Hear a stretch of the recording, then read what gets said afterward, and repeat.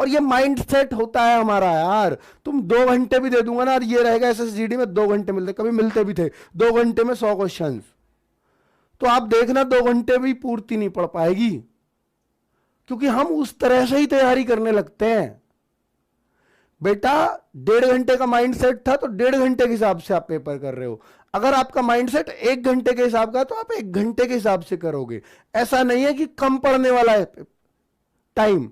अगर कम पड़ेगा तो हम क्या कर सकते हैं, उसके लिए बेस्ट क्या कर सकते हैं वो बता रहा हूं मैं आपको। आपको सिर्फ एक काम करना होगा कि आपको ये 80 क्वेश्चन का प्रैक्टिस सेट लगातार लगाना होगा, लगातार। पहले तो लास्ट टाइम पे लगाते थे लोग 10-10, 15-15 सेट हो जाता था क्योंकि मैनेजेबल था, लेकिन अब लगातार प्रैक्टिस सेट लगाने होंगे, आपको ज्यादा लगाने होंगे थोड़े से, ठीक है। और अगर आपको लगता है कि मेरा रीजनिंग ज्यादा टाइम ले रहा है, मेरा मैथ्स ज्यादा टाइम ले रहा है, तो मैथ्स के लगा दीजिए 20 क्वेश्चन के। अगर आपका रीजनिंग ज्यादा टाइम लेता है तो सिर्फ रीजनिंग के लगा दीजिए। पर मैं आपको बता रहा हूं, एक आइडियल टाइम बता रहा हूं बच्चा, एक आइडियल टाइम। अगर आपको जीएस और हिंदी इसमें बेटा ज्यादा से ज्यादा हिंदी में आपके 5 से 6 मिनट लगने चाहिए करने में, ज्यादा से ज्यादा। ये प्रैक्टिस यहीं से करके चलना। क्या सर इतनी जल्दी हिंदी हो सकती है? बिल्कुल 100% हो जाएगी। आप एक बार कोशिश करना, ठीक है। अगर आप नए हिंदी के लिए, कुछ हिंदी भाषी क्षेत्र से नहीं है बच्चे, वो मैक्सिमम 7 to 8 मिनट्स, मैक्सिमम, इससे ज्यादा नहीं। अब मैं बोलूं कि जीएस ज्यादा से ज्यादा, क्योंकि जीएस में तो भाई, हिंदी में तो तब भी हमें 20 के 20 याद करे हुए मिलेंगे, 20 के 20 हमारे करे हुए मिलेंगे, उन 20 के 20 पे दिमाग लगाना पड़ेगा हिंदी में। तो जीएस में तो दिमाग ही कहां लगाना है, याद करे हुए मुश्किल से 8-10 मिलेंगे, 11 मुश्किल से। रियल बात बताता हूं बच्चों, जो तुम्हें लगे फालतू का क्वेश्चन है यार, ये मेरी समझ से ही परे है, कभी आज तक सुना नहीं, उसको टाइम क्यों देना है, मत पढ़ो ना आगे। तो इसमें तो और कम टाइम लगेगा। मैं कह रहा हूं मैक्सिमम 5 मिनट्स लगाना जीएस को करने में, 20 क्वेश्चंस को मैक्सिमम। अब बचता है मैथ्स और रीजनिंग। बेटा रीजनिंग के 20 क्वेश्चन हैं। अब देखिए आपके पास टाइम ही टाइम है, यहां 47 मिनट्स बच गए हैं। 47 मिनट्स, अगर मैं 8 5 13 8 भी मान लूं, दोनों को 13 मिनट में भी करा दूं आपसे, तो ये कितना, 47 मिनट्स। अब इसको कैसे मैनेज करें 40 क्वेश्चंस के लिए? बहुत अच्छे से मैनेज हो जाएगा, क्योंकि क्वेश्चन कितने बच रहे हैं 40 और मिनट कितने बच रहे हैं 47, तो बहुत अच्छे से हो सकता है। हाँ, क्योंकि मैथ्स के जो 20 क्वेश्चन है ना, उनके लिए कम से कम 25 मिनट को लेंगे ही लेंगे, वो हमारे, वो निश्चित तौर पर ले जाएंगे। तो आपकी जो रीजनिंग बची है वो 22 मिनट बहुत शानदार रहेगा। बेटा ये टाइम अगर आप सेपरेट सेट लगाते हैं मैथ्स रीजनिंग का, तो ये टाइम लगाना।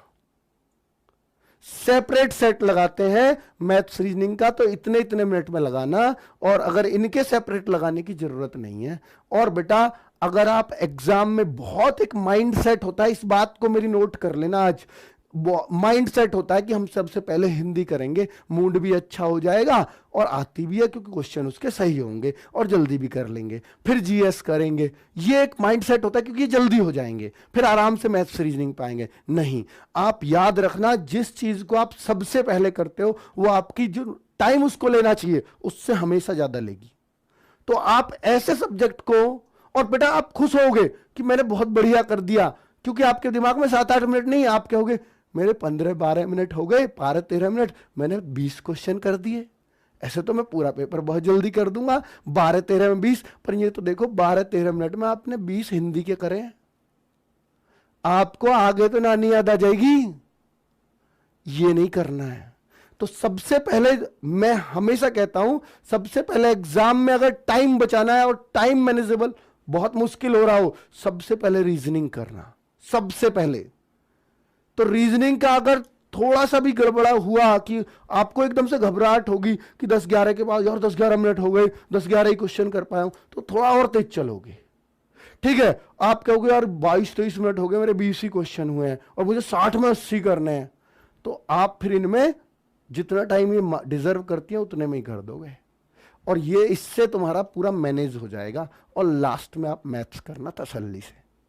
लेकिन एक बात याद रखना, मैथ्स करते टाइम या रीजनिंग करते टाइम जो चीजें एक बार में नहीं पकड़ में आ रही हैं उनको सर्किल करना है। यहां सर्किल नहीं कर सकते, ऑनलाइन एग्जाम में रिव्यू करना है, रिव्यू का निशान लगाना, रिव्यू का निशान लगाना है, ठीक है, ताकि पूरे पेपर पे घूम पाओ। ये बहुत इंपॉर्टेंट बात होगी।